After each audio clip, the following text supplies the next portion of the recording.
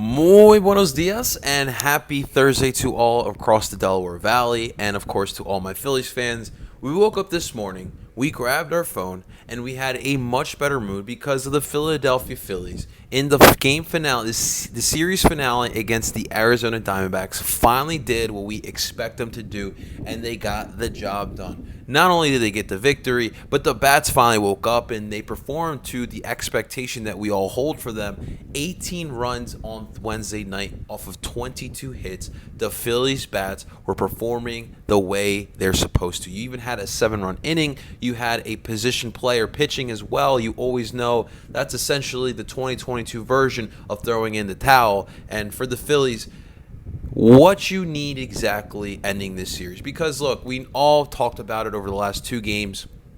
The stigma, the mental block of September going up against teams that are weaker than you and losing series to those type of teams. Although you did lose the series, you didn't get swept like you did last year, and you ended it on the right note. And you needed to get that confidence up as we have the all-daunted day off, which we know as of late for the Phillies hasn't really given them a lot of favors. But you get the day off, and now you prepare for another big series against the San Francisco Giants, who you definitely want to be on the ball against those guys. But we'll talk about this game. What an absolute night down in Arizona. And, of course, I want to welcome everyone to today's Phillies game recap. Of course, I'm your host, El Parcero Philly. Thank you so much for watching, guys. If you guys enjoyed today's content, make sure you guys hit the like button. And if you are a fan of Philly sports, consider joining the family by subscribing to the channel as we discuss all things Philly sports. What a win last night by the Union. LAFC loses to Houston, so now you got a supporter shield potential. And then to top it all off, the Philadelphia Phillies absolutely obliterating the Diamondbacks, and is exactly what we needed in this game. Look, there was a lot of freaking runs in this ball game, and the Phillies, similarly to Monday night, they started off quickly in this one as Alec Bohm got a field error in the bottom of the first inning, and it was a 1-0 game. The Phillies would tack on 4 more runs in the top of the fourth inning, thanks to top of the third inning, thanks to a Bryce Harper single that brought in Alec Bohm and Rhys Hoskins. And then you had a Gene Segura single that would bring in Alec Bohm, and a Matt Vierling single that would bring in JT Realmuto. And so you would tack on 4 more in that inning, and it was a 5-0 ball game. Now, to me, the biggest difference in this game and the momentum shift in this game happened in the bottom of the fourth, top of the fifth inning, because you had a lead, and that's something that we've seen before. But what happened on Monday, right? They had that 7-0 lead heading into the bottom of the fourth inning, and the Diamondbacks came all the way back and got 6 runs in that inning. And so the lead is definitely something that you didn't feel safe about heading into the bottom of the fourth inning. And so for the Phillies, bottom of the third and bottom of the fourth inning. So in this inning, you had the second batter up, 1 out. Jake McCarthy comes up to bat, and by the way, the low-key power that this guy has is pretty impressive. Jake hits another home run, back-to-back games where he hits a home run in another similar spot to where he hit one on Tuesday night. He hits this one into right field, right above that little seat as the bullpen that they have there, and it was now a 5-1 ball game. With 1 out, then came up Emmanuel Rivera, and then came up Christian Walker, and you got flyouts on both of those at-bats. The one thing that was really working for Bailey Falter was his four-seam fastball, which we'll talk about in just a second, but he was able to get out of that inning. So that was big because you had the lead, and now in 2 straight innings, you were able to just eliminate the runs that you allowed a lot of the previous 2 days to only 1 run. And then the Phillies getting the almighty insurance run, and in this case, insurance runs as you would first off get Tommy Henry off the mound, thanks to Bryce Harper walking and JT Realmuto singling. So now you got Reyes Moronta. There we go, Moronta. I have to get my Spanish reading in there. Gene Segura, followed by that, would hit a single that brought in Bryce Harper. And then 2 batters later with 1 out, Brandon Marsh hit himself a triple, ladies and gentlemen. Brandon Marsh bringing the bat, bringing in 2 more runs there. And then you get a wild pitch by Reyes Moranta that would bring in Brandon Marsh. And then you got out of the inning with a 9-1 lead, getting yourself the insurance run. And at that point, it was essentially over thanks to that top of that fifth inning with a great performance. The Phillies would tack on a run in the sixth, a run in the seventh, and in the eighth inning, the Phillies put a lot of damage on the board as they would score a total of 7 freaking runs. Luis Farias was not getting any favors done. There was a wild pitch. There was 2 wild pitches in that as well. And at that point, the Diamondbacks literally threw the towel. They put in their catcher Carson Kelly in this pitch. And yeah, Garrett Stubbs had a double to get 2 runs in. It was bad. It was bad. And you know what? Rightfully so, right? Because we suffered some embarrassing moments. The Diamondbacks got a reconciling run in the bottom of the 9th inning, thanks to Stone Garrett. He's a pretty solid baseball player, I'll tell you that, guys. But it was a little bit of payback. You know, the Diamondbacks kind of embarrassed us the last 2 days. You know, they scored 12 yesterday in a 12-3 win. They scored 13 the day before in a comeback 13-7 win. And so here today, the Phillies, it just feels like, number one, they kind of came out playing pissed off, and you like to see the emotion. You like to see them playing with a little bit of an edge, and you can clearly tell they were upset with the way that the previous 2 days went. And reminder, they also lost on Sunday as well to the Pittsburgh Pirates, and this series I felt was a little bit different. The Phillies, to me, were still the better team.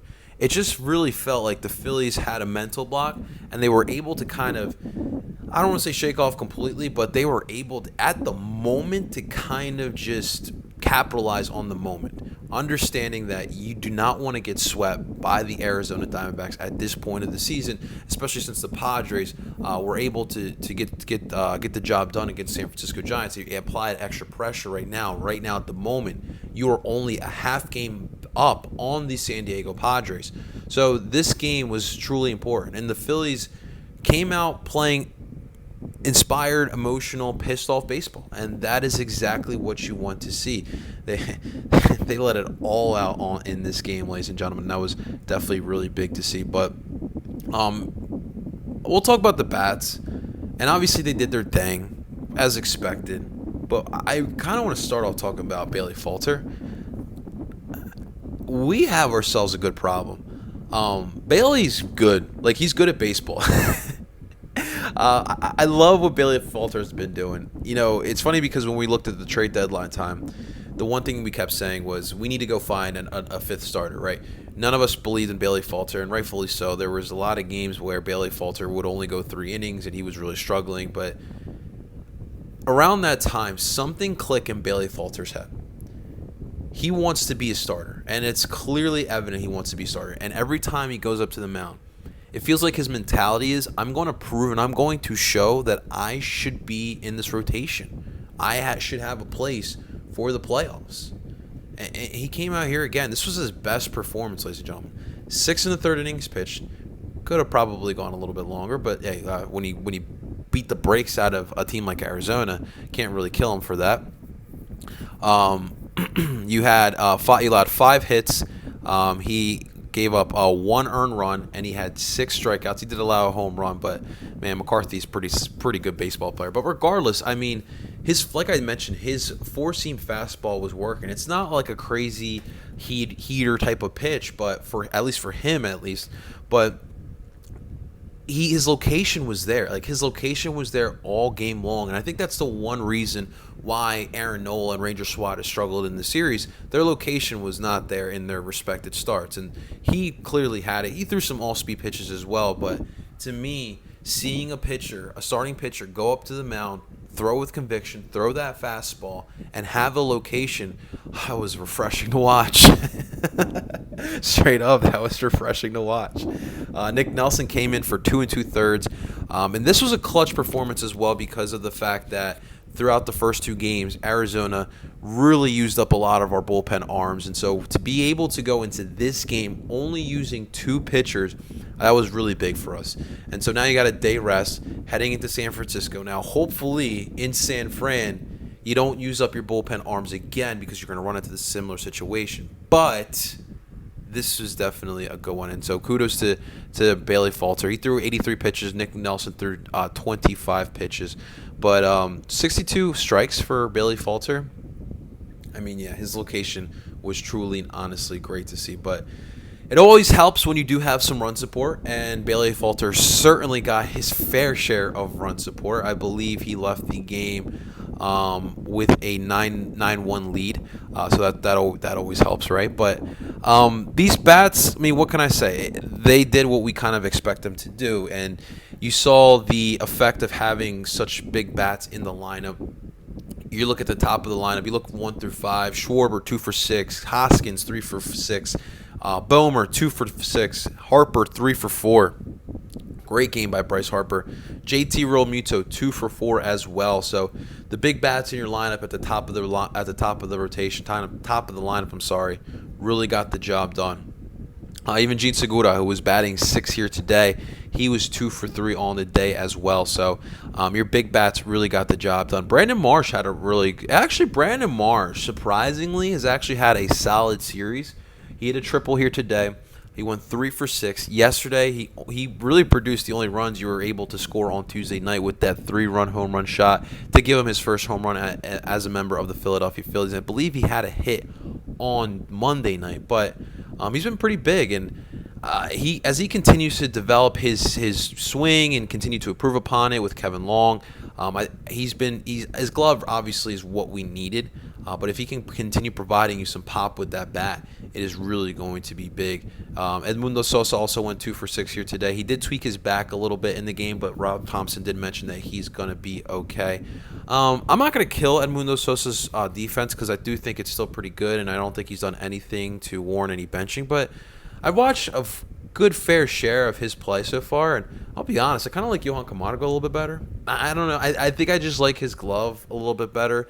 And I think that both of these guys, like, their bats are just a wild card. You really don't know what to expect from their bats. So I'm leaning more towards Johan Camargo. Now, I'm obviously going to have to watch some Johan Camargo as he's right now with Lehigh Valley. But I just feel like that glove of Camargo is something that I would prefer over Edmundo Sosa. And that is just me. But overall, it was just a dominating performance from these guys. It's crazy that we killed these bats, especially yesterday. They were 0 for 1 with runners in scoring position. They put up 4 runs off of. They put up 3 runs off of 4 hits, and it was absolutely atrocious. Here today, you were 15 for 29 with runners in scoring position. That is absolutely crazy to think about, ladies and gentlemen. They had a triple by Brandon Marsh, like I mentioned. They had 4 doubles here today as well. It was just a complete overall dominant performance. They did leave out 12 batters on, but when you're able to put up those numbers, 22 hits as well, it was absolutely great. Poor Tommy Henry. We were talking about Tommy Henry before this game. Like, all right, what do we expect from this young pitcher of the Arizona Diamondbacks? You know, what was he, 3-2 on the season or something like that? But it was definitely freaking crazy to say the least. But this is what we expect from our Phillies team.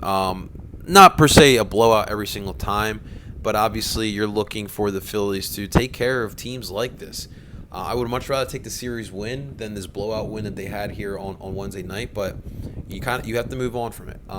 You got to learn from it. You got to figure out why it is you struggle against teams like this late in the season, like this as well. But now you got a San Francisco Giants team who pretty much are out of the wild card race, but I wouldn't just be sleeping on the Giants. And also, you got Gabe Kapler, and you're also on the West Coast, which makes it a little bit difficult as well. But I really like our mentality going into this next series. But one thing that does concern me is the fact that you do have a day off, and as of late, these guys don't. I don't know what they do. I don't know what the routine is, but when they come off of a day of rest, they come out flat as flat can be. So I want to see how these guys respond to a day off this time around on the West Coast heading into San Francisco. The difference is you are going to be away. So typically, there's not much that you can do. I mean, you could get yourself into a little bit of trouble in a different city, but I'm hoping that these guys are staying together. Go out to eat, go grab a bite. I'm sure there's a great spot to eat out in San Francisco. You might spend a pretty penny, but what are we talking about? We're talking about millionaires here. We're talking about a baseball team who's going over the luxury tax. These guys can go ahead and afford it. All right, a little bit of news and notes here to talk about. Real quick, yesterday, earlier on in the day, the Phillies and Dombrowski's preparing for the bullpen, and obviously missing Corey Knebel. He's trying to find some buys that he can kind of rely on. They went and acquired Vinny Natoli from the Toronto Blue Jays. He's a guy who was going to leave Toronto regardless. He was going to opt out of his deal, which he had the opportunity to do, because he's looking for a major league opportunity. Toronto was not giving it to him, and so he was going to opt out, but the Blue Jays decided, hey, we'll actually just trade you to the Phillies, who might give you an opportunity for a major league stint. And so the Phillies send over minor league catcher Carl Ellison, who had a couple of years in the independent ball leagues. But Vinny Natoli, don't kill me, South Philly. But he should be activated today. He'll be with the team for tomorrow's opener against the Giants. But that's an extra body that we got in the bullpen. I want to take a real quick little moment of respect towards Lee Thomas. If you guys don't know, especially for my youngsters, Lee Thomas was the general manager of that 93 team. He put that team together. He just passed away yesterday at 86 years old. And from my understanding, it was natural causes, his death. He was in St. Louis. He's a St. Louis boy. There's not much information about his death, but it's definitely a big one, guys. Obviously, that 93 team is beloved here in Philadelphia, and sometimes we always forget who is the architect. Do people remember that Ed Wade was the one that architected the late 2000 Phillies teams? But wanted to give a quick moment of respect towards Lee Thomas as he passed away. I'm sure the fans that were with that team in 93 certainly remember, and certainly their hearts are full with that one. But that being said, ladies and gentlemen, we'll be back at it tomorrow. Today is a day of rest here for Phillies Nation, and take some rest, guys. Enjoy it. Maybe watch them Duke by the River tonight. Get ready for the Red Bull match. We got Red Bull on Saturday. Red Bull, Giants, not the New York Giants, San Francisco Giants. It should be a lot of fun, guys. Guys, thank you so much for watching. If you guys enjoyed today's recap, make sure you guys hit the like button, subscribe for more Philly sports, and until next time, ladies and gentlemen, I go by the name of Parcero Philly, and I'm telling you guys, let's go Phils. Let's beat the Giants. Talk to you guys soon.